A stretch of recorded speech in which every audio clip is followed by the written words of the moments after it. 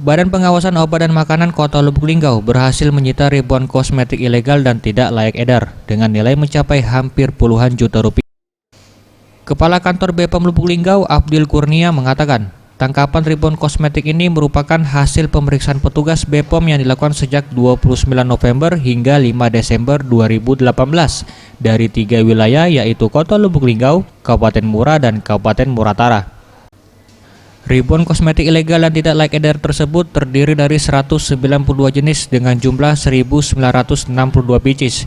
Di antaranya krim natural 99 bungkus, krim Dr. Gold, krim SP Special UV Whitening, temulawak day cream, pons palsu, Revlon palsu, parfum berbagai merek ilegal dan berbagai jenis produk lainnya dengan nilai ekonomi dari seluruh temuan mencapai 25,9 juta rupiah.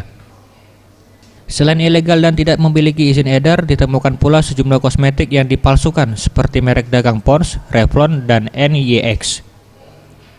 Sudah melakukan aksi penertiban pasar dari kosmetik ilegal dan atau mengandung bahan berbahaya di 3 kabupaten kota atau di 2 kabupaten kota yang ada, yang terdiri atas 1.962 pieces dengan nilai keekonomian tangkapan ini kurang lebih 25.931.800 rupiah.